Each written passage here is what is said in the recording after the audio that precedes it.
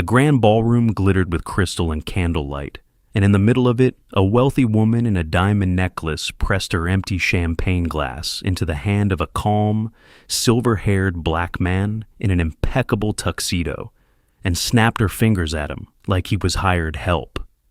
"Another one of these, and be quick about it," she said, already turning away, certain she'd just sent a waiter to fetch her drink. The man did not correct her. He did not frown. He simply held the empty glass and looked at her for a moment with an expression that was impossible to read. And directly behind her head, glowing in gold letters on an enormous banner above the stage, were the words she was far too important to have read, presented by the Hayes Foundation.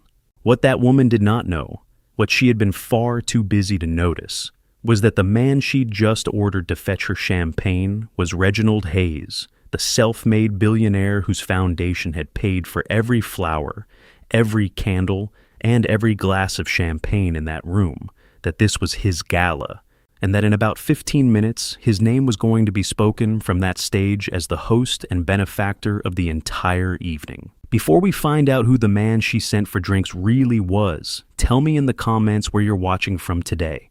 Please leave a like, subscribe to the channel, and let's dive back into the story. To understand how a diamond-draped socialite humiliated herself in front of everyone who mattered to her, you have to rewind about 40 minutes to the moment Reginald Hayes arrived at his own gala, early and alone. Reginald Hayes was 55 years old, a tall, composed black man with close silver hair, a neatly trimmed gray beard, and the unhurried calm of a person who had long ago stopped needing to prove anything to anyone. He wore a tuxedo that was beautifully cut, but quiet about it. No flash, no logos, just the understated elegance of a man who could afford anything and chose restraint. Because Reginald Hayes was not a guest at that gala, he was the reason it existed. He had grown up poor, the son of a hospital janitor, in a family that had once nearly lost a child because they couldn't afford the care he needed.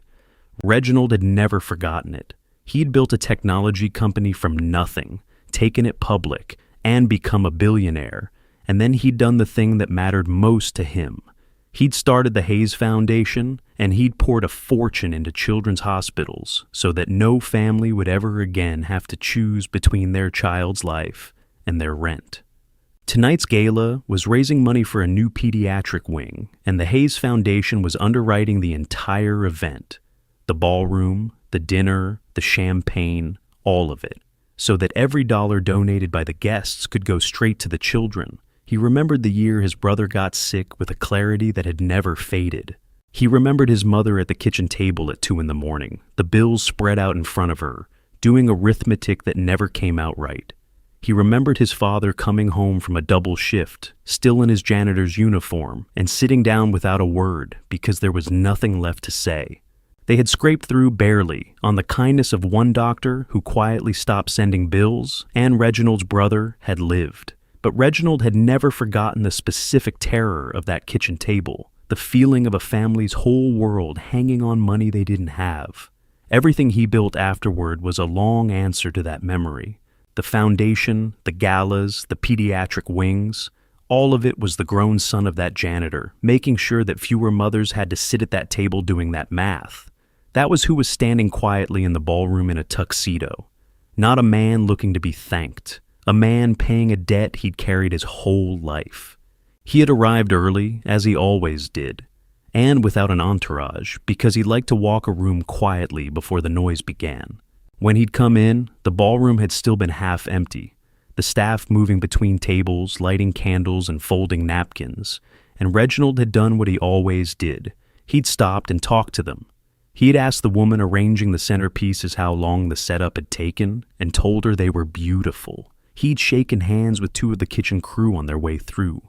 He'd learned the name of the young man refilling water glasses. He did it not as a performance. There was no one important around to see it, but because his father had been one of those people once, invisible in a room full of guests.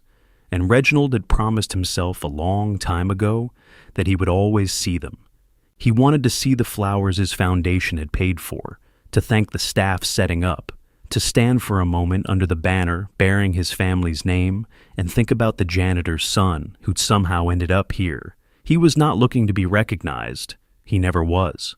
There was a reason for that, and it went back a long way. When Reginald was in his 20s, just starting out, scraping together his first company, he had gone to an event much like this one, invited by a man he hoped would invest, and he had spent the whole evening being handed empty glasses and coats, mistaken again and again for the help by people who never once looked at his face.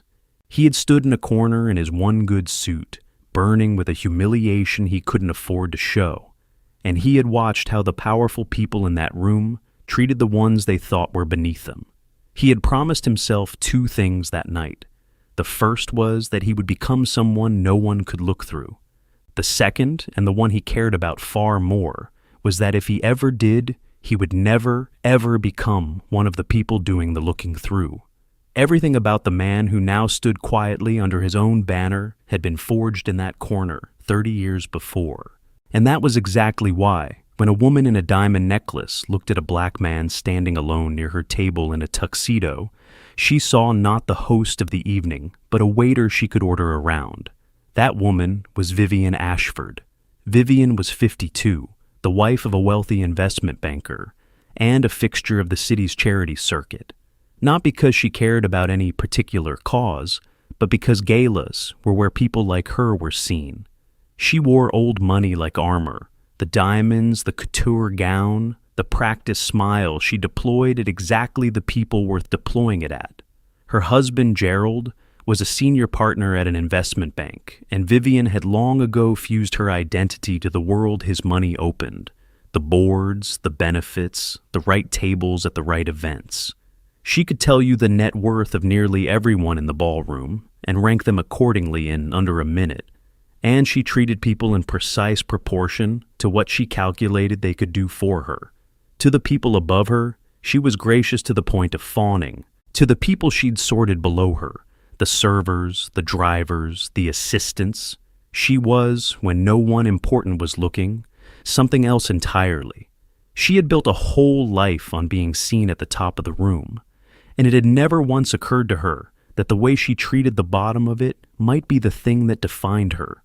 And she had one unshakable belief that governed how she moved through a room like this, that the world was divided cleanly into people who mattered and people who served, and that a single glance was all she needed to tell which was which.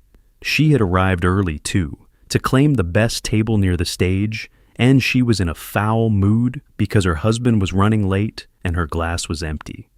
She turned, looking for someone to fix that, and her eyes landed on Reginald Hayes, standing quietly a few feet away in his tuxedo, looking up at the banner over the stage. Vivien did not think, "That's another early guest." She did not think, "I don't recognize him. Perhaps I should introduce myself." In the half-second her eyes moved over him, her mind had already sorted him, and it had sorted him into the category of server, a black man in a tuxedo standing near her table, not chatting with anyone important, clearly just available. In Vivien Ashford's world, that added up to one thing and one thing only: staff. Every piece of that snap judgment came from the color of his skin and her own certainty about who belonged where, and not one piece came from a fact. The quality of his tuxedo, the calm authority of his posture, the fact that he was standing under a banner with his own name on it, none of it registered because she had already decided, and people like Vivien did not revisit their decisions. She stepped toward him and held out her empty glass without quite looking at his face. "You there," she said. "Another one of these. Champagne, not the sparkling nonsense they're pouring at the back. And be quick about it. I've been standing here dry for 10 minutes. She pressed the glass into his hand, gave a little shooing motion with her fingers, and added, "Well, off you go."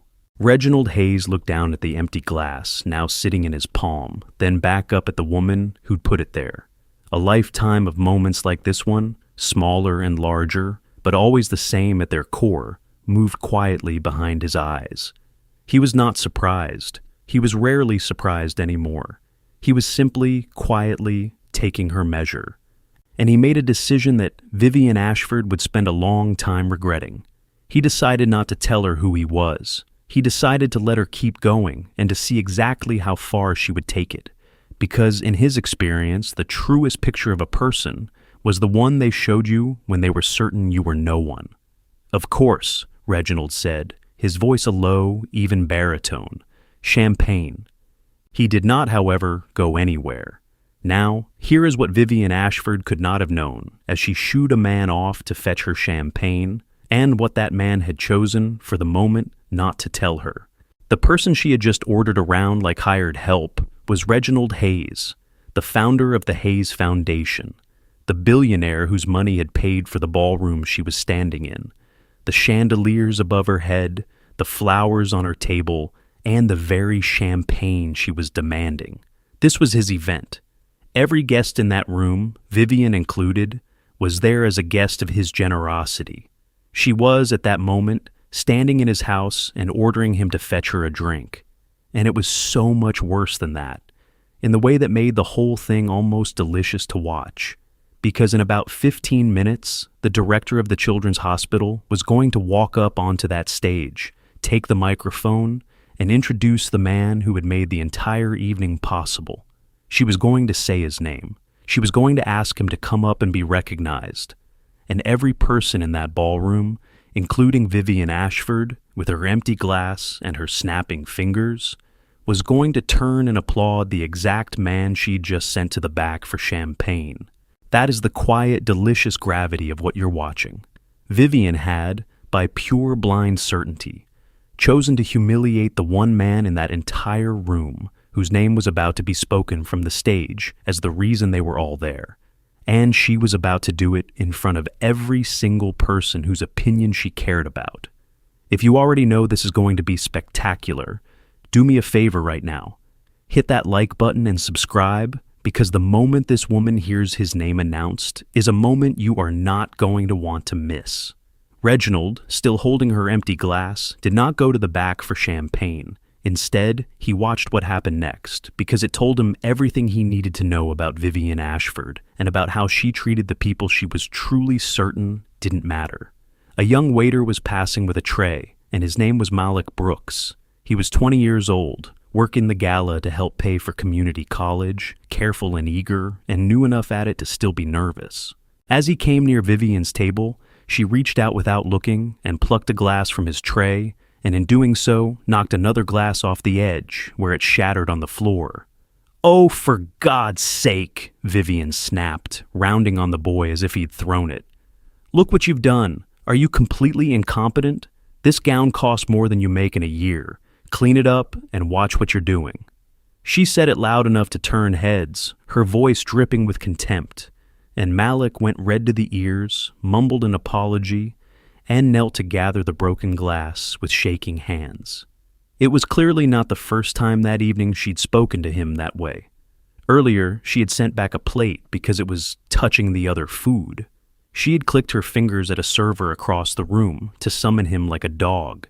She had told a young woman refilling water glasses that she was hovering and to make herself less visible. To Vivien, none of it registered as cruelty. It was simply how one spoke to staff, an ambient background hum of contempt she'd been performing so long she no longer heard it. But the staff heard it. They always hear it. And tonight, one of the people hearing it happened to be the man who had paid for every plate she was sending back. Reginald Hayes watched the whole thing, and something behind his calm eyes went very still and very cold. He had wanted to see how she treated the people she was sure could do nothing for her. In the space of 2 minutes, Vivien Ashford had shown him completely, and a few tables away, a guest who'd caught the exchange quietly lifted her phone and, uneasy about the ugliness of it, began to record. She was not the only one. Her name was Ellen, and she was not an activist or a troublemaker. She was a retired school teacher who'd been brought as someone's guest and had spent the evening feeling slightly out of place among all the diamonds. She had watched Vivien Ashford berate a young waiter over a broken glass, and something in it, the casual, practiced cruelty of it, the way the woman didn't even seem to see the boy as a person, had turned her stomach. She hadn't known who the dignified older man was. She hadn't known any of what was coming. She'd simply had the instinct that ugliness like that shouldn't go unwitnessed, and she'd quietly hit record. It was a small thing, done by an ordinary person who expected nothing to come of it. It turned out to be one of the clips that told the whole story. That is often how it goes. The powerful account for nothing until an ordinary person decides that what they're seeing deserves a witness. Vivien turned back and found the man she had sent for champagne, still standing there, still holding her empty glass, having plainly not moved an inch. That was more than she could tolerate. "You're still here?" she said, her voice rising. "I asked you for a drink several minutes ago.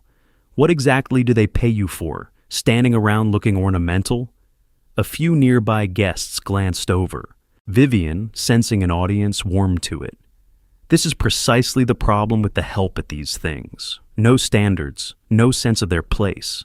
She looked Reginald up and down with open disdain. "Do you even work here? Because if you're some gate crasher who wandered in off the street in a rented tuxedo, I will have you removed." "I don't work here," Reginald said calmly. It was the truth, and he offered it plainly, giving her one last clean chance to ask the obvious follow-up question. "Then who are you?" The single question that would have saved her. She didn't ask it. To Vivien, "I don't work here," from a black man in a tuxedo who wouldn't fetch her drink, didn't mean he might be someone important. It meant he was exactly the gatecrasher she'd just accused him of being, and her outrage curdled into something triumphant. "I knew it," she hissed. She turned and waved sharply at a man in a headset moving along the edge of the room, Preston Cole, the event manager, whose job that night was to keep the evening running smoothly and, above all, to keep the important guests happy. He hurried over. "This person," Vivien announced, loud enough to carry, "does not belong here. He's harassing me, he won't do his job, and I don't believe he's even staff. I want him removed from this ballroom immediately, or I will be speaking to whoever is in charge of this event." Preston Cole looked at the calm, distinguished man in the beautiful tuxedo, and some instinct told him something was off. The man didn't look or feel like a gatecrasher, but Vivien Ashford was exactly the kind of donor an event manager was trained never to cross, and she was making a scene, and the path of least resistance was clear. "Sir," Preston said, apologetically, "would you mind coming with me just for a moment so we can sort this out?" And here, again, the whole thing could have ended in an instant. All Reginald had to do was say his name. Instead, he set Vivien's empty champagne glass down gently on the table, gave a small nod, and said, "Of course, I don't want to cause any disruption." And he allowed himself to be quietly escorted away from the table toward the edge of the ballroom without a word of protest, letting Vivien Ashford enjoy her victory for the 15 minutes it had left to live. As Preston walked him toward the side of the room, a few guests followed the small procession with their eyes, and here and there a brow furrowed. A man near the bar frowned. He'd done business with the Hayes Foundation, and something about the tall figure being escorted out tugged at his memory, though he couldn't quite place it in the low light. A server froze mid-pour, having glimpsed the program on a nearby table with a photograph that looked an awful lot like the man now being walked to the door. The truth was flickering at the edges of the room, in little half-recognitions that hadn't yet caught fire. Reginald noticed all of it and said nothing, moving with the unbothered calm of a man who knew exactly how the next 15 minutes were going to go and was in no particular hurry to get there.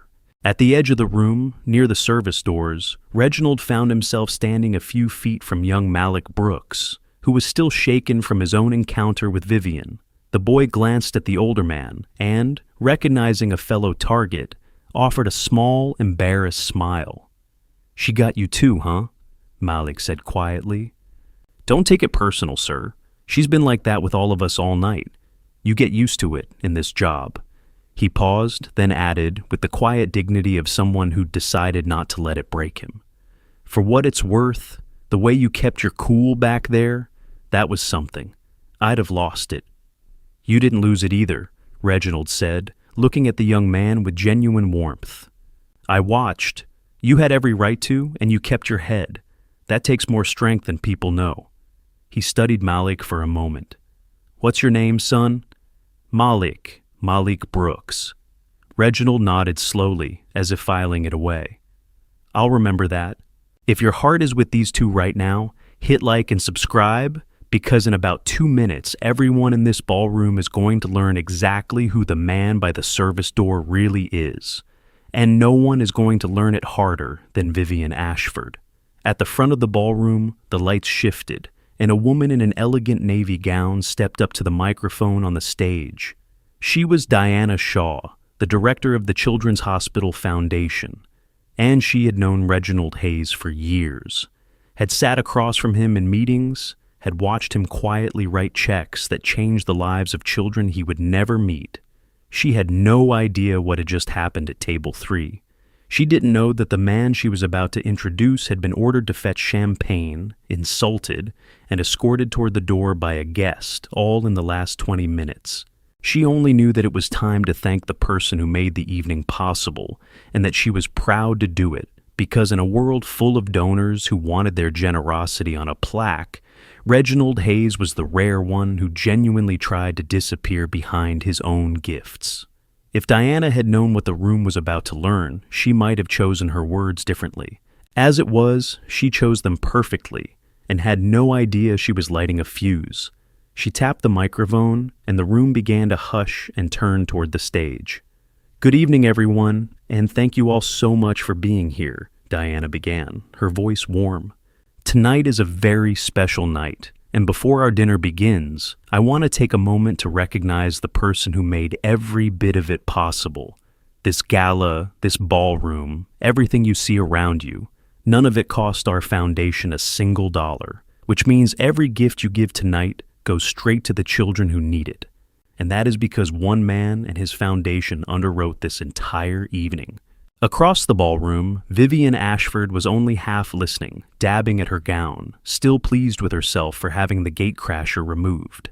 Near the service doors, Reginald Hayes quietly straightened his jacket. He is one of the most generous people I have ever had the privilege to know, Diana continued. A man who came from very little and never forgot it, and who has devoted his fortune to making sure no family ever has to choose between their child's life and their livelihood.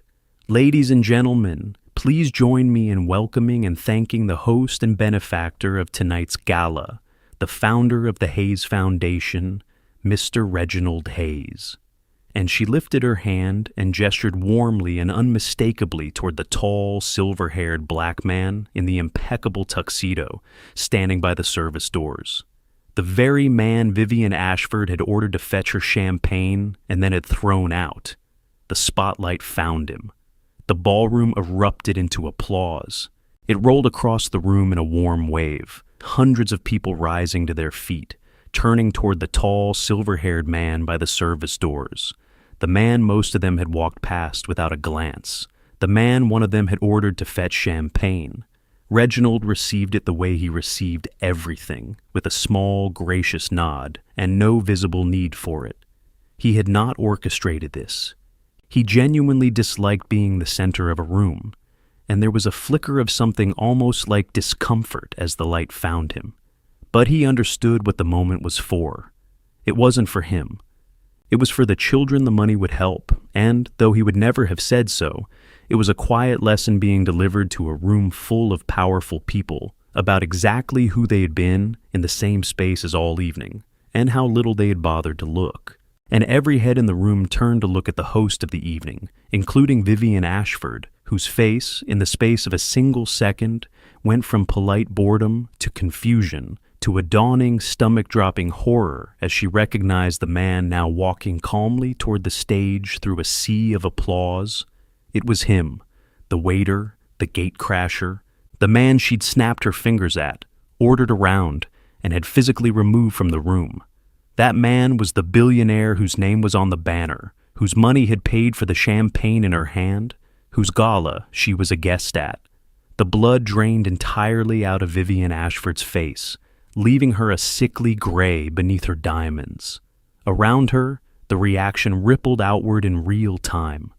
The people at her own table, who had watched her order the man around and demand his removal, were now applauding him and very carefully not looking at her. At the next table, a woman leaned to her husband and whispered behind her hand, her eyes flicking to Vivien and away.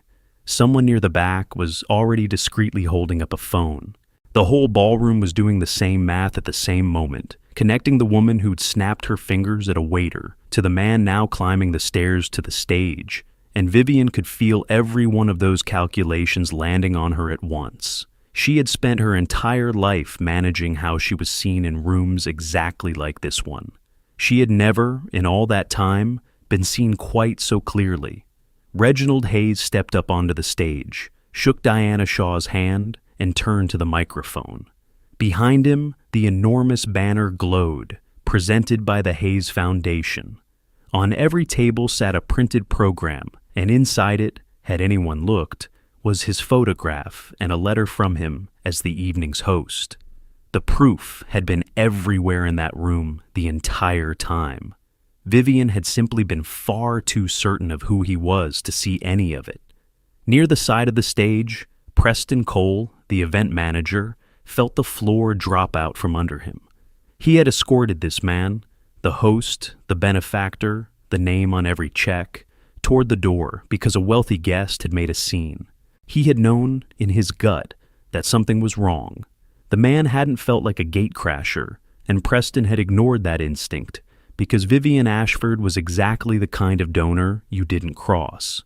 He had chosen the important guest's comfort over a quiet man's dignity, and he had chosen wrong, and now he understood exactly how wrong. To his credit, Preston did not try to hide from it. Later that night, he found Reginald and apologized, plainly without excuses, not for failing to recognize a billionaire, but for being willing to move a man he didn't recognize out of a room simply because someone with status demanded it. Reginald accepted it because it was an honest apology about the right thing, which was more than Vivien had managed. "You did what the job trained you to do," Reginald told him. "The trick is to notice when the job is training you to do something you shouldn't." Preston never forgot it. Reginald Hayes looked out over the ballroom, over the hundreds of faces turned up toward him, and he did not gloat.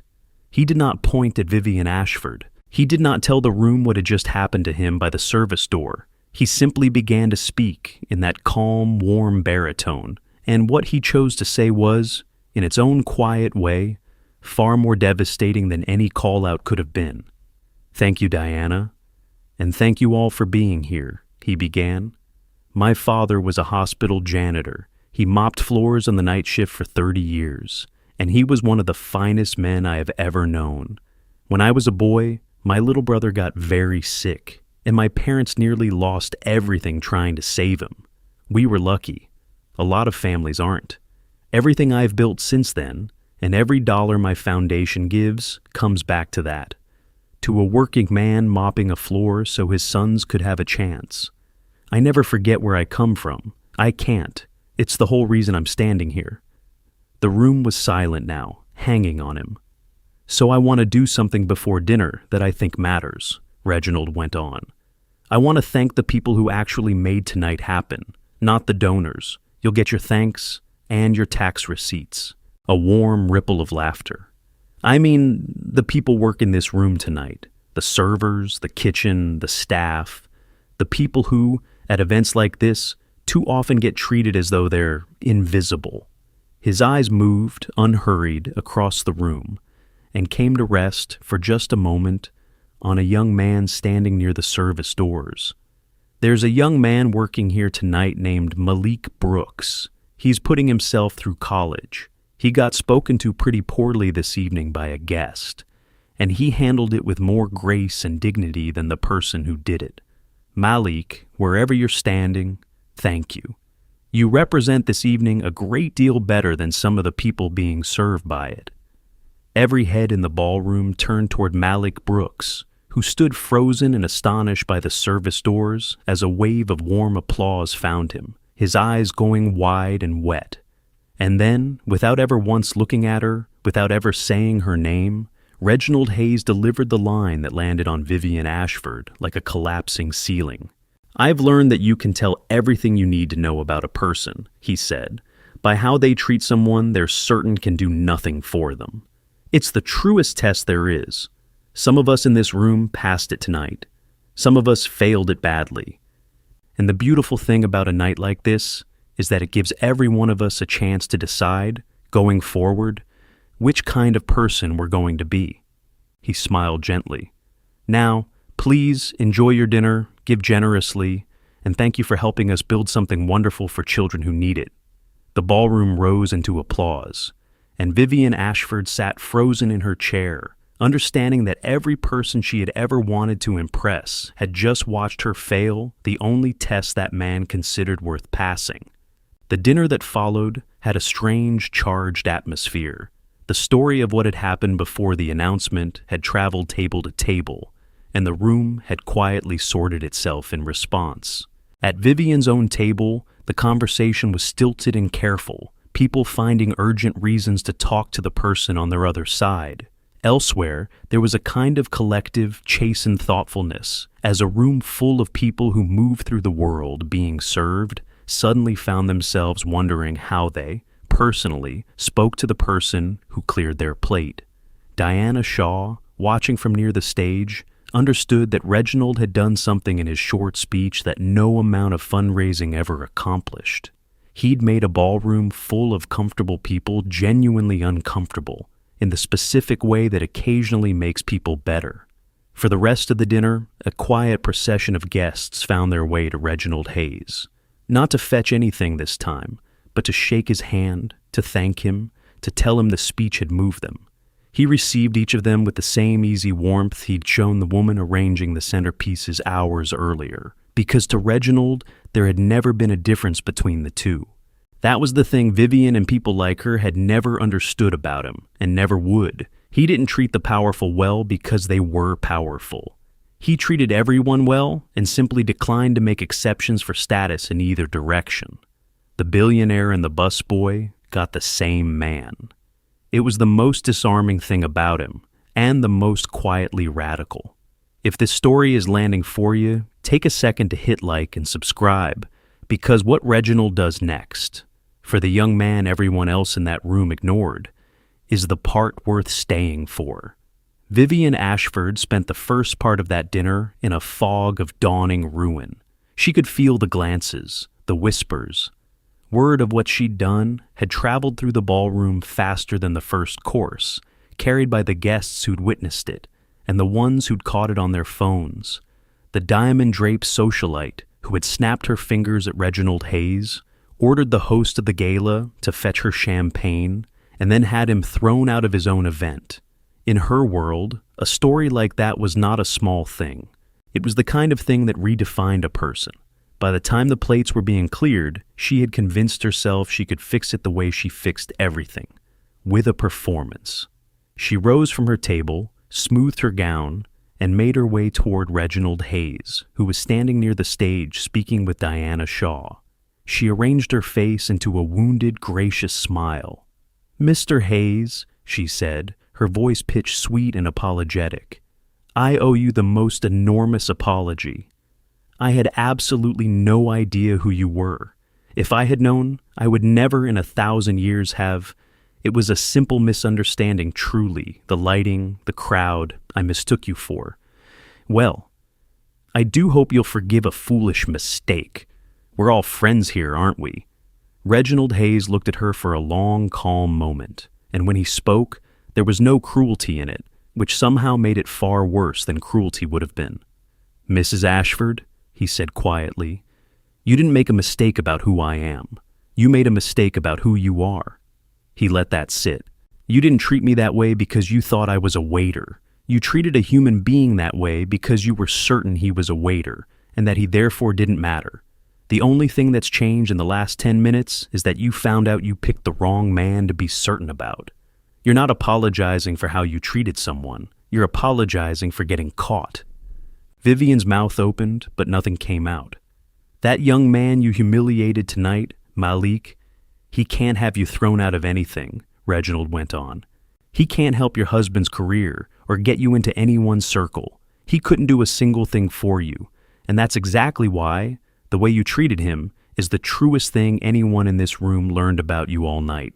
I'm not the person you owe an apology to." He gave a small, formal nod. "Enjoy the rest of your evening." And he turned, unhurried, back to his conversation with Diana Shaw, leaving Vivien Ashford standing alone in the middle of the ballroom in her diamonds, more visible and more invisible than she had ever been in her life. But the part of the evening that actually mattered to Reginald Hayes had nothing to do with Vivien Ashford. It had to do with the young man by the service doors. Before he left that night, Reginald went and found Malik Brooks. He didn't do it with a crowd watching or a photographer in tow. He simply walked over to where the young man was clearing a table, and he stood beside him, and he asked him about himself the way no one at that gala had bothered to. He learned that Malik was studying business at community college, that he worked catering gigs and a second job to pay for it, that his mother cleaned offices at night the same way Reginald's own father had once mopped hospital floors. He learned that Malik was smart and steady, and carried himself with a quiet dignity that 30 years of building companies had taught Reginald to recognize instantly as the thing you cannot teach. "Can I tell you something, Malik?" Reginald said. 40 years ago, I was you. Different room, same night. Watching people in nice clothes look straight through me like I wasn't there. I promised myself if I ever had anything, I'd look for the people everyone else looks through." He took out a card and wrote a name and a number on the back of it. "This is the head of my foundation scholarship program, not a handout. You've clearly never taken one in your life, and you're not going to start now. An opportunity. You call that number on Monday. We fund students who are exactly what you are, and we help them finish without drowning. And when you're ready for an internship at a real company, you call me directly. That number's on the front." Malik stared at the card and then at the man, and could barely get words out. "Sir, I don't know what to say. I can't." "You can," Reginald said gently. "Because one day you're going to be standing in a room like this one, in a nice suit, with the power to make somebody feel small. And on that day, I want you to remember exactly how it felt to be the kid by the service door. And I want you to do the opposite. That's how you pay me back. Deal?" Malik nodded, gripping the card like it might vanish, his eyes wet.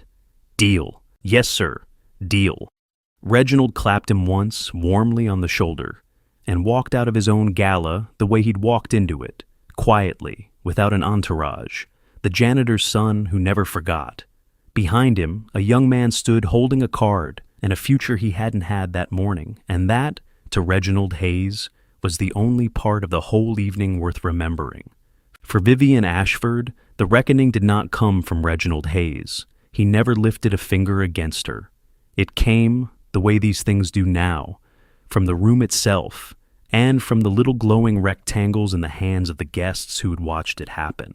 By the next morning, the videos were everywhere. There was clear footage of Vivien snapping her fingers and pressing her empty glass into the host's hand. There was footage of her berating a young waiter over a broken glass. There was footage of her demanding the event manager remove a black man from the ballroom, followed, minutes later, by that same man being introduced from the stage as the billionaire who'd paid for the entire evening. The clips didn't need any narration. The story told itself, and it traveled the way only that kind of story can. The diamond-draped socialite who'd ordered the host of a charity gala to fetch her champagne and had him thrown out. In the insular, reputation-obsessed world Vivien had spent her whole life climbing, it was catastrophic. The invitation slowed and then stopped. The women who'd air-kissed her at a dozen galas suddenly didn't see her across the room. 2 charity boards she sat on quietly asked her to step down, unwilling to have their causes associated with the face of that video. Her husband, whose bank cared enormously about its public image and its relationships, including, it turned out, a significant one with Reginald Hayes' foundation, was furious, and the strain of it followed them home. The bank did business with the foundation. Gerald had, in fact, been hoping to deepen that relationship. And now his wife was the face of a video in which she'd had the foundation's founder thrown out of his own gala. The conversations Gerald had to have at work in the following days were not pleasant ones. Invitations the Ashfords had counted on quietly evaporated. A gala they hosted every spring was, that year, sparsely attended. The RSVPs trickling in with vague regrets. None of it was a dramatic single blow. It was a slow, cumulative cooling, the sound of a social world that runs entirely on reputation, quietly deciding it would rather not be associated with that clip, and there was nothing Vivien could buy, wear, or say that reversed it. Vivien had spent decades building a position out of who she knew and how she was seen, and she had detonated the whole thing in 10 minutes over a glass of champagne, because she could not conceive that a black man in a tuxedo might be anyone but her servant. The cruelest part for Vivien was that there was no one to be angry at but herself. Reginald Hayes had been unfailingly calm. He had never raised his voice, never had her removed, never said her name from the stage. He hadn't needed to. She had done all of it to herself, in front of everyone, and the cameras had simply made sure she couldn't pretend otherwise. She had always believed the worst thing that could happen to a person like her was to be seen doing something shameful. She turned out to be right. She just never imagined she'd be the one everyone saw. The gala itself, for the record, was the most successful the foundation had ever held. Whether it was the emotion of Reginald's speech or a room full of wealthy people suddenly very motivated to be seen as generous and kind, the donations that night shattered every previous record, and the new pediatric wing broke ground months ahead of schedule. Reginald found the irony quietly satisfying. Vivien Ashford's ugliness, in the end, had helped raise more money for sick children than 100 polite speeches ever could have. And Malik Brooks called the number on Monday. The scholarship was real, and it changed everything. Malik finished his business degree without the crushing weight of 2 jobs, his tuition covered, a mentor from the foundation checking in on him. The summer after he graduated, he did call the number on the front of the card, and he spent an internship at one of Reginald's companies, where he turned out to be exactly what Reginald had bet he'd be: sharp, steady, and impossible not to root for. A little over 2 years after the night, he'd knelt on a ballroom floor, gathering broken glass, while a woman in diamonds called him incompetent. Malik Brooks had a college degree, a job offer, and a future nobody at that gala would have predicted for the kid by the service door. He kept the card. He kept it in his wallet, worn soft at the edges, and every so often he took it out and looked at it, and remembered the tall man in the tuxedo who had seen him on a night when he was doing everything in his power to be invisible. The scholarship the card led to was not a small thing.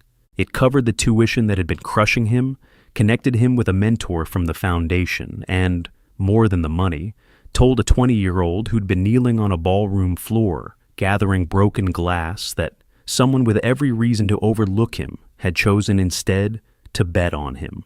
Malik did not waste it. He finished his degree a semester early. He took the internship Reginald had offered and turned it into a job. And years later, when he'd become the kind of young professional who got invited to events with open bars and passed hors d'oeuvres, he made a habit that he never explained to anyone. He learned the names of the servers, every time. He looked them in the eye, and he said, "Thank you," and he tipped what he could, because he had been the kid holding the tray on the worst night of someone's contempt, and he had promised a man in a tuxedo he would remember exactly how it felt. Reginald and Malik stayed in touch. Reginald was not a sentimental man, exactly, but he had a habit of collecting people worth believing in, and he'd known within 5 minutes by those service doors that Malik was one of them. He watched the young man grow with the quiet pride of someone who understood, better than anyone, the exact distance Malik was traveling, because he had traveled it himself, from the son of a janitor to a name on a banner, and he knew precisely how much a single person choosing to see you could change the whole trajectory of a life. And that's the thing to carry out of this one. Not a single second of what happened to Vivien Ashford had to happen. All she had to do, at any point that evening, was treat the man in front of her, and the young waiter, and everyone else she was certain didn't matter, like a human being. That was it. That was the whole test, and it cost nothing to pass. She didn't fail it because she mistook a billionaire for a waiter. She failed it because she believed a waiter was worth less than a billionaire in the first place. And she happened, this one time, to say it out loud to the wrong man. Because here's the uncomfortable truth underneath the whole story. Reginald Hayes didn't deserve to be treated with dignity because he turned out to be rich. Malik Brooks didn't deserve it because he turned out to be worth investing in. They deserved it because they were people, the same as everyone in that ballroom. And the entire point of Reginald's quiet test is that it should never matter who someone turns out to be. Vivien only got caught because the man she looked down on happened to own the room. How many times does a person treat a waiter, a janitor, a stranger exactly the way she did, and simply never find out they picked someone whose name would be called from a stage? So, let me ask you honestly, because I read every comment. Have you ever been looked straight through, treated like you were invisible, like you were there to serve and nothing more? And be honest with yourself for a moment. How often do we do it to the people around us? The ones we're sure can't do anything for us, just because no one's watching. Tell me below. That conversation is the whole reason a story like this matters. If this one moved you, do me a favor. Hit that like button, subscribe to the channel, and turn on notifications so the next story finds you. Thank you for watching all the way to the end, and I'll see you in the next one.